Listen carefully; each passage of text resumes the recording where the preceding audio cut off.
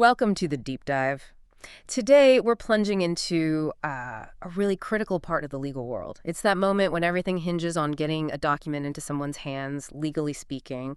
And often, well, it gets frustrating. We're talking about making sure legal papers are properly served. Exactly. Especially when the person you need to serve seems to, well, vanish. Our mission today is to unpack how professional service of process works, particularly in places like New Orleans and Metairies, and more importantly, what happens next? What are the tools, the techniques used when someone goes off the grid? This is where skip tracing comes in. Right. We'll walk you through how you even get the documents to the server first, basic logistics. Then we'll really dig into this fascinating, almost high-tech world of professional skip tracing, the hunt for evasive people. You might be surprised at what's actually possible and why just Googling someone doesn't cut it legally. Get ready for some aha moments here. Okay, let's start at square one. Before anyone disappears, you've got legal documents. How do you actually get them submitted? For, an attorney or maybe a business needing to serve someone, what's the first step with these professional firms? Well, the sources describe a pretty streamlined system. It's built around a secure document upload portal. The idea is convenience, yeah, but also security and accuracy. You're not just emailing sensitive legal docs. It's designed for speed because, legal deadlines are everything. Okay, a secure portal. So I have my papers ready. What information do I absolutely have to provide when I upload? All right, so you upload the documents themselves, maybe multiple files, Yeah. securely, of course, but then you have to enter specific details. Crucially, the full name of the person or the business entity being served. You need the best known address for service, the physical address, and any special instructions are really helpful, like try serving after 6 p.m. or maybe there's a dog, be careful, things like that. Gotcha. And I saw they handle more than just standard summons, right? Things like eviction forms, Louisiana registered agent submissions. And this term caught my eye. New Orleans Metairie Courthouse Runner Services for 24th JDC and CDC filing. What exactly is that? Yeah, that's specific to the local courts there. The 24th JDC is Jefferson Parish. CDC is Civil District Court in Orleans Parish, so New Orleans proper. A courthouse runner service basically means they don't just serve the papers to the defendant, they also physically take your documents to the courthouse and file them for you, which can be a huge time saver dealing with clerks, deadlines. Ah, okay. So it's about handling the actual court filing logistics too. That makes sense. But let's talk workflow. I upload everything at, say, 10 a.m. Is a server immediately heading out the door? Not quite. That's a common assumption, but there's a key step first. After you submit, you get a confirmation email. Okay, step one. Then you'll receive a prepaid invoice. Service doesn't actually kick off until that invoice is paid.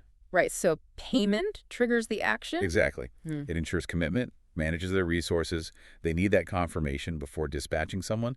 And the fact they mention being available 24/7 really highlights how time-sensitive this all is in the legal world. Deadlines don't wait. Okay, so you followed the process, paid the invoice, given the best address you had, and then bam, the papers come back unserved, maybe address unknown. The defendant has essentially ghosted you.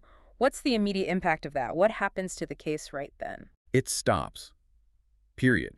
The case just stalls out completely before it even really begins. It's incredibly frustrating. The whole legal system depends on due process, which means proper notification. If you can't prove that the person was legally notified because they're hiding, or maybe just moved and didn't update anything, the court can't proceed. They don't have jurisdiction. Hearings get canceled, timelines get blown up. Wow. So the person avoiding service basically wins that round just by hiding. Pretty much. It's a major tactical advantage for them, achieved simply by, well, disappearing. And this is where the idea of skip tracing becomes absolutely essential. Now, before calling in the pros, a lot of people, maybe even smaller law firms trying to save costs, might try finding the person themselves. Google, social media searches, checking public records online. Why do the sources argue that this kind of amateur searching is, well, basically useless? Yeah, they're pretty blunt about it. A Google search is explicitly not skip tracing. That's a key takeaway. There are some major flaws with relying on just public, easily accessible info. Okay, like what? What are the big problems? Well, first, the data itself. Public records, social media profiles, they're often way out of date, months, even years old sometimes. An evasive person is counting on that lag time. Second, active evasion. People trying to avoid service aren't just sitting ducks. They might use fake names online, old photos, maybe list an old address deliberately. They're actively trying to mislead you. Okay, outdated info, active deception. What's the third flaw? You mentioned something about legal admissibility before. Right, and this is critical. Let's say, against the odds, your amateur digging does uncover a new address. Maybe you find out they moved across town. You still can't just mail the papers there or serve them yourself. You need a licensed professional process server to physically deliver the documents and provide a sworn affidavit of service to the court. Ah, so even if I find them, my finding isn't legal proof of service. Exactly. Your results are just information, maybe even just suspicion. They aren't legally useful for proving service. You need that official, documented service by a neutral third party for the court to accept it. Amateur efforts don't meet that standard. Okay, so my Google foo has failed me. The defendant is still missing. What's the gold standard difference? What secret sauce do these professional skip tracers have that lets them find people who are deliberately trying not to be found? The fundamental difference is access. Amateurs hit the wall of publicly available data. Professionals, they have access to non-public licensed databases. These are powerful tools. Think the kind of databases used by law enforcement, financial institutions, licensed investigators. They specifically mention tools like TLO and Accurate. TLO Accurate. Can you explain what those actually are? Are they just fancier search engines? Not quite. They're much more powerful. Think of them as massive proprietary investigative platforms. They aggregate and cross-reference huge amounts of data that you and I just can't access. Consumer data, financial records, property info, utilities, vehicle registrations, and critically, much of this data is near real time. It's constantly updated from regulated sources, not static like a year-old public record. Wow. Real-time, non-public data. Let's make that concrete. Say our defendant, let's call him Dave, moved from Metairie. He gets a new apartment in Kenner, doesn't update his driver's license maybe, uses a relative's address for mail. How would TLO or Accurate catch him when public searches fail? Good scenario. The system isn't just searching Dave's new address. It's looking for activity linked to Dave's identifiers. Maybe his social security number, date of birth, even old phone numbers. So if Dave opens a new utility account in Kenner, even if the bill goes elsewhere, that record likely hits the database. Or maybe he registers his car at the new place or gets added to a lease agreement. These tools connect those non-obvious data points. They might see he's listed as an associate of the relative whose address he's using for mail. It connects the dots. So it's piecing together his movements and activities from various restricted data sources. Precisely. It's about triangulating a current, high-probability residential address based on those footprints he's leaving, even if he's trying to cover his tracks. And the sources also mention a local advantage is key, especially in places like Jefferson or Orleans Parish. How so? Well, having local expertise helps interpret the data. Knowing the neighborhoods, common ways people might try to hide locally, it means they don't just find an address, they find the right address. It can effectively dispatch a local server who knows the area.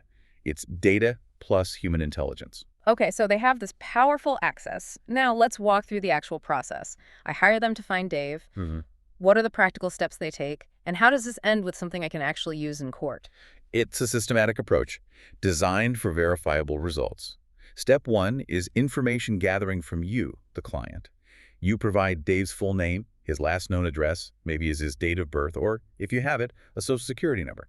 The more identifiers, the better. Right, give them the starting point. Exactly. Step two, they run Dave's identifiers through those comprehensive non-public databases, TLO, Accurate, and potentially others. Step three is crucial, analysis and verification. This isn't just automated. An experienced analyst reviews the results. They look at the linkages, assess the probability scores for potential new addresses, and confirm the best, most current one. A human makes the final verification. Okay, so a person checks the machine's work, essentially, validates it. Yes, that adds a layer of accuracy and judgment. Step four, dispatch. Once that high probability address is verified, a local process server is immediately dispatched to that location to attempt service. And finally, step five, proof. Assuming service is successful, you receive the legally critical document, the affidavit of service. That's your proof for the court. That whole process sounds like it should take a while, especially if someone is actively hiding. But the sources mention surprising speed. How fast can this actually happen? It can be remarkably quick, often because the underlying data is so current. While sure, some complex cases might take longer, especially if someone's fled the country.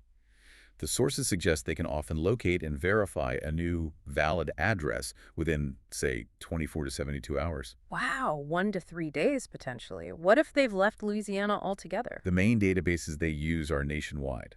So if Dave fled to Texas, for example, they can usually find the new address there. Then they typically coordinate with a trusted professional process server in that location in Texas to complete the service. Okay, last big question here. Legality. Accessing utility info, vehicle records. Yeah. It feels intrusive. How is this legal? How does it comply with privacy laws? That's a very important point, and it's why only licensed professionals can do this. The sources are clear. All methods must be fully compliant with relevant laws, specifically mentioning the Federal Fair Credit Reporting Act, FCRA. FCRA, can you quickly explain what that means in this context? How does it permit this kind of search? Sure, the FCRA governs how consumer credit and related information can be accessed and used. Licensed investigators and process servers can access parts of this data, but only for specific, legally permissible purposes like litigation support, debt collection, or fraud prevention. They operate under strict legal guidelines and are often audited. They can't just pull this data for any reason. It has to be tied to a legitimate legal or business need. That framework is what makes the process legal and the results admissible. #outro. So this deep dive really shows that when a case hits that wall, the defendant vanishes. The answer isn't just trying harder with public searches. It's about leveraging this blend of licensed technology access and expert human analysis, turning that vanishing act into a verified address, sometimes in just a few days. Absolutely. The key takeaway, I think, is don't let someone derail justice simply by hiding. Professional skip tracing offers that necessary legal power, that verifiable proof, the affidavit of service backed by compliant data access to keep your case moving forward. It breaks the stalemate. And, of course, we need to include the standard legal disclaimer here, drawn from the sources. This conversation is for informational purposes only. It's definitely not legal advice. Every situation is different.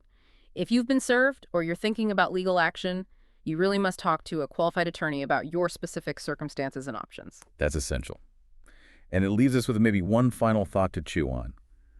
Considering the kind of non-public data licensed professionals can now access real-time utility hookups, property records, vehicle registrations, known associates, in today's world, how truly possible is it for someone to successfully permanently disappear from the legal system?